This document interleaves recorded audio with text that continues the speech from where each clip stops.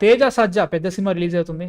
అది one of the biggest movies of his career, no doubt about it. Mirai and Swapna Chelasani, Swapna Dutt garu ఆమె బర్త్డేకి సందర్భంగా ఆయన ఒక స్టోరీ పెట్టారనమాట. హ్యాపీ బర్త్డే స్వప్న గారు అని చెప్పేసి, can't wait to meet in K అని పెట్టిండో సంథింగ్ ఏదో పెట్టిండో. రాసేయ్, ఇంకెందుకు అభిమన్యుడా అనేసేయ్. అభిమన్యుడే Maybe. అభిమన్యుడేమో. Yeah, true man. Works man. Yeah. అంటే ఇప్పుడు నెరేటివ్ సెట్ అవుతుంది. నేరేటివ్ సెట్ అవుతుంది. అండ్ ఆల్సో డెఫినెట్లీ బీన్ కల్కి, నో డౌట్, ఖచ్చితంగా ఉంటాడు. నేను ఫిక్స్ అయిపోయాను అది వచ్చిన తర్వాత. Okay, Yeah. ఖచ్చితంగా కల్కి 2లో ఉంటాడు. కల్కి 2లో first of all Abhimanyudu character చాలా ఇంపార్టెంట్ కల్కి 2లో. ఎందుకు అంటే కర్ణుడు ప్రభాస్ హీరో చేస్తున్నాడు కాబట్టి కర్ణుడిని నువ్వు హీరో అనుకోకు. కర్ణుడు is the biggest villain, one of the biggest villains of Mahabharat. నువ్వు ఏదైతే కర్ణుడు దానకర్ణుడు అనుకుంటారో చూసినా, కర్ణుడు కంటే మిగతా వాళ్ళందరూ ఎక్కువ దానాలు చేశారు. దాన వీర సూరకర్ణ వాట్ ఎవర్ హ్యాపెన్స్, ఆ టైంలో దానాలు చేస్తే కీర్తి పెరుగుతుంది అని చెప్పేసి అందరూ చేశారు. It's not that thing. He is not what is a misunderstood. He did all the wrong things. తప్పులు చాలా చేసిండు. ద్రౌపది వస్త్రాభరణం అనే ఐడియా ఇచ్చిందే కర్ణుడు. నువ్వు వేషాలా ఉన్నావు, 5గురిని కట్టుకున్నావు, వేషవి కంటే ఇంకా సమానం, అంత సమానం అని చెప్పేసి అంత దారుణమైన మాట అన్నది ఆయనే. ద్రౌపది వస్త్రాభరణానికి ఐడియా ఇచ్చింది ఆయన్నే. అభిమన్యుడిని వాటి శకుని వచ్చేసి, అభిమన్యుడు అంతమంది వీరాది వీరులు వచ్చిన తర్వాత కూడా, పద్మవ్యూహంలో చిక్కుపోయిన తర్వాత కూడా వాళ్ళందరిని ఓడిస్తాడు. కర్ణుడిని ఓడిస్తాడు అభిమన్యుడు. ఓడించిన తర్వాత మా వల్ల కావట్లేదు, దొంగ దెబ్బ తీసి బాణం విరగొట్టేసి ధనుసు విరగొడితే చంపేసేద్దాం అందరం కలిసి అని ఐడియా ఇస్తే కర్ణుడు చేసే పని అది. చాలా పాపాలు చేస్తాడు కర్ణుడు, చాలా చాలా చాలా పాపాలు చేస్తాడు. సో అవన్నీ చూపించి ప్రభాస్ గారిని అలా చూపిస్తే ఓకే, నాకు అట్లా కావాలి. అది యాక్యురేట్, అది ఫ్యాక్ట్. నేను స్టిల్ అనుకుంటున్నాను వీళ్ళు కర్ణుడు ఆర్క్ ని చాలా మహాభారతలో చూపించి నేను అనుకుంటుంది ఏంటంటే స్టిల్ కర్ణుడిని what he did in Mahabharata అంతా చూపించి దిస్ ఈస్ యువర్ రెడెంప్షన్. అంతే, చాలా పాపాలు చేసావు, ఇప్పుడు నువ్వు లైక్ విష్ణు అవతారంని నువ్వు రెస్క్యూ చేసి నువ్వు విష్ణు అవతారాన్ని లైక్ నువ్వు అసిస్ట్ చేయాలి, అది నీ జాబ్ అని చెప్పేసి మన భైరవాని క్యారెక్టర్ అలా రాస్తారని నేను స్టిల్ సేమ్ వాళ్ళు వైట్ వాష్ చేస్తారని అనుకోవట్లేదు. వైట్ వాష్ చేస్తారు, ఫిక్స్ అయిపో, వైట్ వాష్ క్యారెక్టర్ అవుతుంది. ఇంత మేరకు చేస్తారు అనేది ఇంపార్టెంట్ అనేది. ఇప్పుడు కర్ణుడు మంచోడే కాకపోతే ఇట్లాంటివి చేసి మిస్అండర్స్టాండింగ్ అని చేస్తారు. ఎందుకంటే నువ్వు అర్జునుడి కంటే గొప్పవాడు అన్నప్పుడే ఇక అర్జునుడు మహాభారతంలో కృష్ణుని పక్క పెట్టేస్తే అందరికంటే గొప్ప వీరుడు అంటే అర్జునుడే. అది దానికి అది ఫ్యాక్ట్, అది నువ్వేం చేయలేవు. కర్ణుడు చేసిన పాపాలను చూపిస్తారు అనుకుంటున్నా ఇన్ కేసు వాళ్ళ రూట్ లో పోతే. అస్సలు చూపెట్టరు.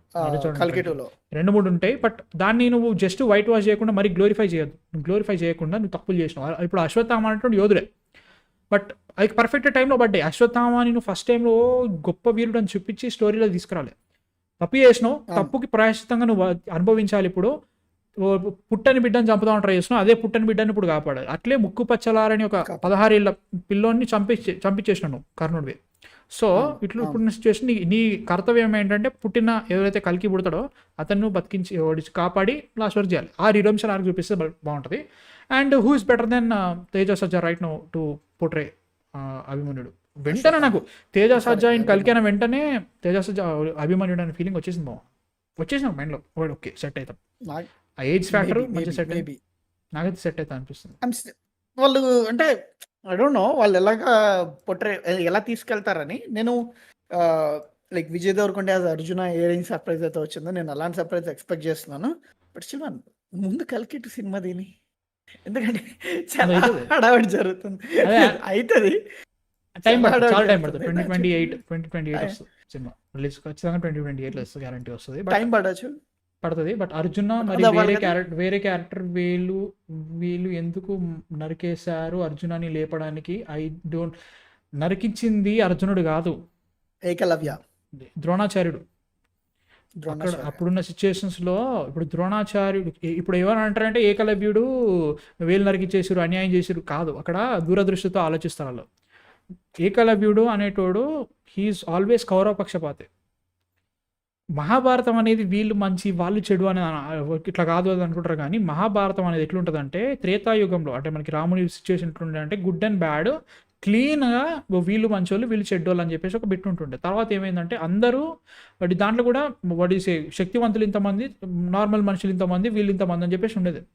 ఇప్పుడు ఏమైందంటే ద్వాపర యుగంకి వచ్చేసరికి మనుషులందరూ స్ట్రాంగ్ అయిపోయారు. And also Mahabharatam and Kurukshetram is one such play ground. దేవుడు ఏమనుకున్నాడంటే ప్రపంచంలో ఉన్న శక్తివంతులందరినీ ఒక దగ్గర తీసుకొచ్చి ఒకటేసారి చంపేస్తారు. దట్ వాజ్ ద గేమ్ మహాభారతంలో. Yeah.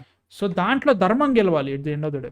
ఏకలవ్యుడు ఉంటే కర్ణుడి కంటే చాలా గొప్పవాడు ఏకలవ్యుడు విల్లు విద్య. కాకపోతే ఏకలవ్యుడు వచ్చింది అనుకో లాస్ట్లో ధర్మం గెలవదు. ఇప్పుడు అనుకుంటావు అర్జున్ ఇట్లా at the end of the day అర్జునుడు ఏం చేసినా వీళ్ళు ఏం చేసినా కానీ అన్నిటికీ మెయిన్ మోటివ్ ధర్మం గెలవాలి. ఎన్ని చేసినా లాస్ట్ వరకు అర్జునుడు ధర్మం వైపే ఉన్నాడు, పాండవులు ధర్మం వైపే ఉన్నారు. ఇప్పుడు ఈవెన్ ధర్మరాజు వచ్చి అశ్వత్థామ హతహ కుంజరహ అన్నదానికి కూడా ధర్మం కాపాడాలి కాబట్టి అనాలి. కృష్ణుడే అన్న తర్వాత ఇంకెవరు మనం చెప్పడానికి? ట్రైన్ చేస్తే అక్కడ చేసింది కూడా ద్రోణాచార్యుడే, అర్జునుడికి సంబంధం లేదు దాంట్లో.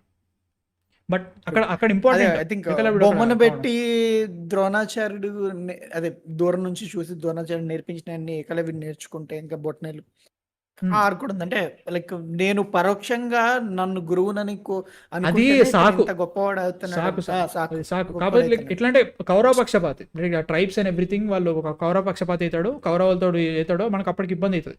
దీన్ని నో మ్యాన్ అందరికీ తెలుసు, స్టార్టింగ్ నుంచి తెలుసు. ఓకే కౌరవులు పాండవులు ఎప్పుడు ఒక దగ్గర కలిసి ఉండలేరు, ఒక పెద్ద యుద్ధం జరగబోతుంది అందరికీ తెలుసు. బట్ ఆ టైం కోసం వీళ్ళు వెయిట్ చేస్తున్నారు అంతే.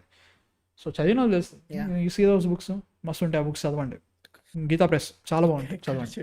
కర్ణ PR is greater than Deepika PR అంటే డెఫినెట్లీ బ్రో. అమ్మ బాబోయ్ ఇది చేసిండు బ్రో.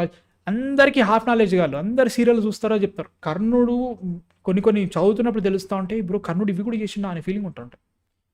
సో ప్లీజ్ కర్ణుడు గొప్ప యోధుడు కాదు, అర్ధరాధుడు, అతిరాధుడు, మహారాధుడు అని చెప్పేసి ఉంటాయి. భీష్ముడు నీడి ఎక్స్ప్లెయిన్ చేస్తాడు. పక్షపాతి అనుకుంటారు కానీ భీష్ముడు కూడా అది చాలా బాగా ఎక్స్ప్లెయిన్ చేస్తాడు. ఎందుకు ఆయనకి ఎలాంటి ప్రాబ్లమ్స్ ఉన్నాయి, శాపాల వల్ల ఎలాంటివి వచ్చినాయి, అబద్ధాలు చెప్పి శాపాలు తెచ్చుకున్నాడు అంటారు. ఏదో తప్పు చేసిండు. నువ్వు పరశురాముని దగ్గరకు వచ్చేసి నువ్వు ఎంతున్నా కానీ you should have told the truth. అది జరిగే కావాలని చేసినావు, అక్కడ శాపం ఇచ్చిండు. ఎందుకు చేసినట్టే నువ్వు తప్పు అబద్ధం చెప్పినావు కాబట్టి. This is nice. ఇక్కడ చూడు, వై నాట్ తేజస్ అజయస్ కల్కి, ఇది కూడా పాసిబిలిటీ. ఐ డోంట్ వాంట్ అసలు కల్కిని చూపెట్టద్దు. అలాని కాదు అంటే కల్కి 2లోనే కల్కిగా చూపిస్తారని కాదు. యాక్చువల్లీ కల్కి మనం అనుకుంటుంది ఒక ట్రిలజీ అయితే బాగుండని. యాక్చువల్లీ ప్లాన్ ఏంటంటే యాస్కిన్ అనేది కలి కాదు. యాస్కిన్ ఇస్ నాట్ కలి. యాస్కిన్ పైన ఇంకోటి ఉంటాడు, దట్ ఈస్ కలి. కాకపోతే ఇప్పుడు ప్రస్తుతానికి ఈ మూవీకి మెయిన్ విలన్ ఎవరు? యాస్కిన్. సో ప్లాన్ ఏంటంటే ప్రస్తుతానికి యాస్కిన్ షుడ్ డై, దానికి కలి యూ విల్ హ్యావ్. బట్ కలిని చంపాల్సింది కల్కి. మనకు అక్కడ అవసరం లేదు. కలిని చూపిస్తున్నావు చంపుతున్నావు అవసరం లేదు. ఎందుకంటే నువ్వు అక్కడికి వెళ్ళామనుకో మన ప్రాఫెసీ ఏదైతే ఉందో ఇన్ టర్మ్స్ ఆఫ్ కల్కి పురాణం ఎవ్రీథింగ్ నువ్వు దాన్ని టచ్ చేస్తున్నట్టు. అయితే ఇప్పుడు ప్రస్తుతం కల్కి అనే స్టోరీ ఎట్లుంటుందంటే మహాభారతానికి ఇప్పుడు మనకుండే కల్కి పురాణానికి మధ్యాహ్నం జరిగే ఒక టైం ఉంటుంది చూసావా, దీంట్లో వీళ్ళు ఫిక్షనల్ స్టోరీ ఆడేసుకున్నారు. సో అక్కడ వరకు యూ కెన్ ప్లే. కల్కి పుట్టిన తర్వాత కలిని సంహరించిండు ఇవన్నీ మనకు అవసరం లేదు. ఎందుకంటే నువ్వు తీసుకున్న ఫిక్షనల్ స్టోరీకి దానికి సంబంధం ఉండదు, అప్పటికి అవసరం లేదు మనకు కూడా. మనకి కనెక్ట్ చేయొచ్చేమో, అవసరం లేదన్న. అంటే నేను స్టిల్ అనుకుంటున్నాను ఇలా ఇప్పుడు కల్కి 2 ఇంటర్వెల్ టైంకే ఆమె జన్మనిస్తుంది కల్కికి. ఇంకా తర్వాత నుంచి అతని యంగర్ జనరేషన్స్ ట్రైనింగ్ అవన్నీ కూడా చూపించుకుంటూ వాళ్ళు డ్రామాని రన్ చేస్తారేమో. ఒక పాయింట్కి వచ్చాక హీల్ బికమ్ ద టీనేజర్. అప్పుడు Tejas Ajja might play that or నువ్వు చెప్పినట్టుగా వద్దు మామ, అవసరం లేదు. అభిమన్యుడే బెటర్, అభిమన్యుడు చాలా బెటర్ ఉంటుంది. వాట్ ఎవర్ ఇప్పుడు ప్రస్తుతానికి ఏంటంటే they are moving more towards Mahabharatam than కల్కి. సో మహాభారతం దగ్గరికి వెళ్తే తేజస్ అజ్జ సెట్ మా అవసరం లేదు మిగతా వాళ్ళు. ఇప్పుడు అయ్యగారు అంటారు, అయ్యగారు టూ ఓల్డ్. ఇప్పుడు if you compare Tejas Ajja and అయ్యగారు అఖిల్ గారు, తేజస్ అజ్జ ఇస్ పర్ఫెక్ట్ నా దృష్టిలో. విజయ్కి కొడుకు లేకపో అని ఉంటాడు కానీ ఇప్పుడు విజయ్ అర్జునుడు కదరా, అర్జున్ కొడుకు ఎవరు? అభిమాని. తప్పేముందిరా, వాళ్ళు ఎంగు ఉంటుండే వాళ్ళు అర్జున్ ఆ టైంకి. నిజంగా ఆ టైంకి అర్జునుడికి ఏజ్ అంతా 60 years 70 years ఉంటాడు. వాళ్ళ ఏజ్ ఫ్యాక్టర్స్ చాలా డిఫరెంట్ ఉండే అప్పుడు. అదే అందుకే అంత ఎంగు కనబడుతున్నా అనొచ్చు కదా, ఏమైంది తప్పు? అభిమన్యుడు లైక్ చాలా యంగర్ ఏజ్ లో లైక్ 18లోకి వెళ్ళిపోతాడు కదా. సో యా పెట్టచ్చు.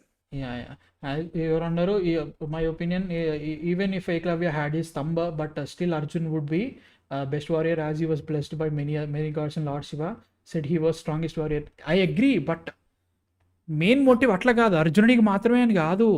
ఏకలవ్య యాజ్ అ హోల్ ఆ వార్కి ఒక అన్నెసరీ స్ట్రెంత్ అవుతాడు. ఇప్పుడు త్రిబాణధారి బార్బరిక్ ఉన్నాడు కదా, ఆయన అసలు స్టోరీలు ఎందుకు పక్కకు పెట్టేసి నేను తల నరికి ఇచ్చేసాడు కూర్చోబెడతాడు. ఎందుకు? నువ్వు ఉంటే ఒక్క నిమిషంలో అయిపోతుంది యుద్ధం. నువ్వు ఉంటే ఏమవుతుంది, ఒక సైడ్ చచ్చిపోతారు, ఒక సైడ్ చచ్చిపోతుంది, అందరు చచ్చిపోవాలి. అర్థమవుతుందా? ధర్మం వైపు నిల్చున్న వాళ్ళు బతకాలి, వాళ్ళు కూడా చచ్చిపోతారు ఎవెన్చువల్లీ. ఒక 40-50 ఇయర్స్ తర్వాత వాళ్ళు చచ్చిపోతారు. 40-50 ఇయర్స్ కొన్ని నెలల తర్వాత పాండవులు చచ్చిపోతారు. బట్ అందరు ఒకటేసారి చచ్చిపోవాలంటే కురుక్షేత్రం జరగాలి. నువ్వు ఇప్పుడు లేచేస్తే ఏకలవ్యుడు, ఈ బార్బరిక్ వీళ్ళందరూ ఉన్నారనుకో, ఒక సైడ్ ఎగిరిపోతుంది, ఇంకో సైడ్. అట్లా అన్నమాట. ఆ బ్యాలెన్స్ ఉండాలి.